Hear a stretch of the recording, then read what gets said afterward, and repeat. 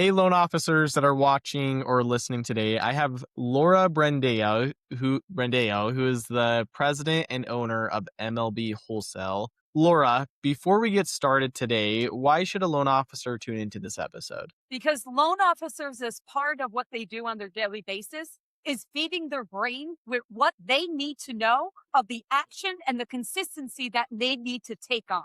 So you want to listen in right now because this is the message that you have been waiting for of how to have a long-standing and successful career in the mortgage industry. I love it, Laura. And I was going over your LinkedIn and your Instagram, and you've done a lot of amazing things inside of the industry. So I'm going to try to focus this episode around like helping loan officers grow their business. What have you seen lately with like video, social media, AI that loan officers are doing to attract their current agents and land new agents? Yeah, I mean, listen, this is a relationship industry. I don't care if it was back when you were knocking on a door, picking up a phone, making a video, or using AI. At the end of the day, people do business with people they know, like, and trust. So, right now, listen up, make sure that you are being yourself. So many times people are looking at, oh, I like the way that person does that, or oh, I read this in a book, or I'm going to copy. Don't do any of those things. You know what you need to do? You need to just be you because the realtors and the referral partners and the communities and the families that you're serving, they're going to gravitate to you. But if you're switching every week who you are and how you're approaching things and what you're saying, nobody knows who you are. So the message is whatever way you go about it, whether it's LinkedIn, whether it's Facebook, whether it's Instagram, TikTok, whatever you're doing, again, doors, be yourself because your energy and your personality and your expertise will resonate with the people that will also be attracted to that. And Laura, I could not agree more, especially with I help loan officers with their video content. And the number one thing I see is loan officers try to be like super just, quiet or like over the top and it's not them. And then they see him in person, they're like, who is this guy or girl, right? So I love that you talk about like being yourself. When loan officers are trying to get in front of like their past clients that they've worked with, right? What are some strategies that you've seen to reactivate their database? All right, here's the secret to all of it. Number one, you need to have a system. And that system shouldn't be, let me take a look at where the rates are this week. And oh, look, the rates now went down. So I'm going to reach out to people. Guess what? You are way too late. Everybody else has already been reaching out to them. So the very first thing you need to do while you're doing a loan in process right now. So you're doing a current refi, you're doing a current purchase. You need to say, hey, Devin, listen, I want to let you know what's going to happen. After we close, I'm going to reach out to you 30 days after because I want to make sure your escrows are set up right. I want to make sure you know exactly where to make that first payment. Then after the first payment, I'm going to reach out again. Again, just making sure you've gotten your homeowners all situated. Everything is good. Then I'm going to reach out to you again in 6 months. At 6 months, we're going to take a look at where the rates are. We're going to see how you're doing, see if there's anything additional. And then, Devin, you know what I want to do? I want to get that on the calendar now because you're scheduled to close on April 1st. So you know what? Let's make that appointment right now. What's a good day for you and your wife? Is it Monday nights? Oh, great. Monday nights. Let's get that booked right now. And every 6 months, we're going to touch base and you're going to be sending them emails. You're going to be messaging them. But if you've got it on the calendar before you close their transaction, then you don't feel awkward like, oh, I'm not sure what to say to them. Oh, the rates went up. Why would they want to speak to me? No, you've already told them. This is what's going to happen when you work with me. This is the process flow. And you do it during the time that they're happy and they're almost ready to close. So don't wait because if you're waiting for rates to adjust, again, you're too late. Somebody else has already got them.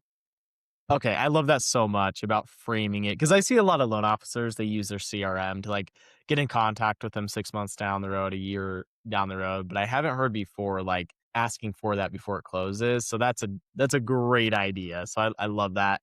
Okay, another thing that I see loan officers do, and I don't know your opinion on this, is they get on social media, they try to go after virality, so they stop posting. So then their clients don't know who they are, their agents don't know who they are. What would you say to the loan officers that are focusing on virality rather than just being consistent and providing value? to their So clients? one of the very first things when you ask me why should a loan officer listen, I use the word consistency.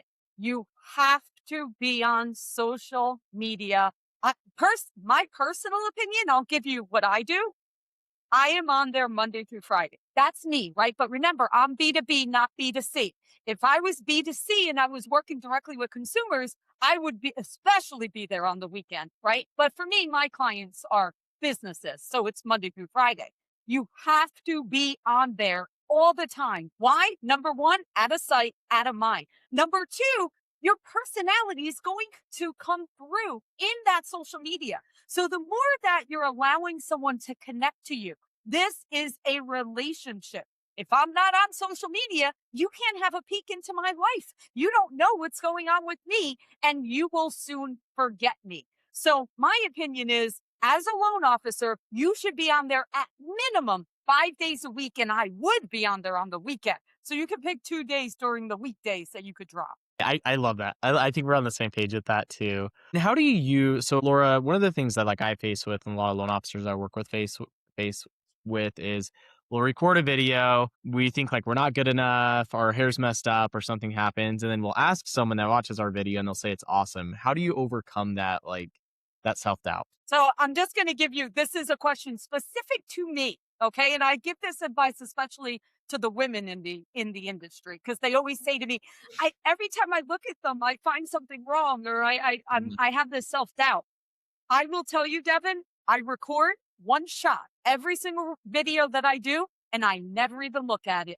I literally upload it to the people that do my editing, and I'm like, let them do some magic, because if I look at it, I know that I'm going to judge how I sounded, what I said, how I looked. So I made the decision.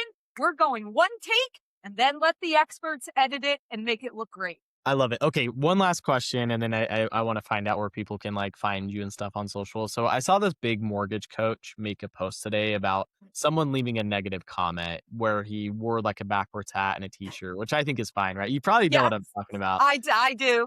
So the guy left a comment, and then I loved it because someone inside of the comments took a screenshot of his Redder account. He's only closing like I think 20 loans or something in the entire year. I personally have never found a successful person like push someone down or not wanting them to Yeah. succeed. It's always the people that aren't doing well.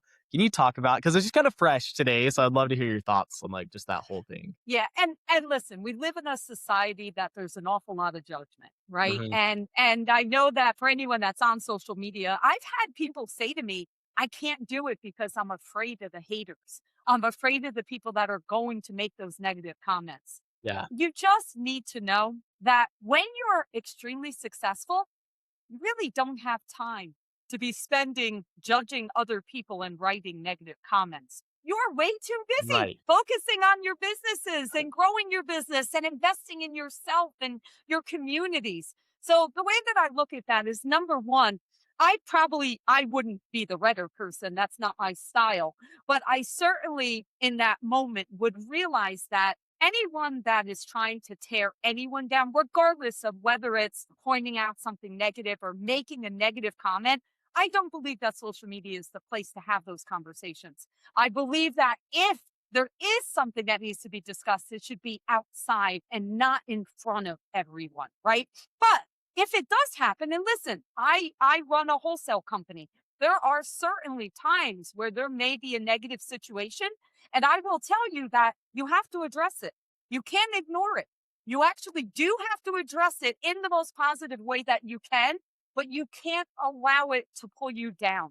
You have to remember that as long as you are doing the right thing, you're growing your businesses, you're helping other people, stay focused on that and kind of keep those blinders on because there's always going to be people that try to tear down the most successful. I love it. Okay, and Laura, just one last question. Where's the best place that people find you or to connect with you? Awesome. Well, very much on social media. So of course, LinkedIn, Facebook. I am at MLB Wholesale. So by all means, feel free to find me there. And Devin, thank you so much for helping the loan officer community. They're very near and dear to my heart. It is not an easy job by any means.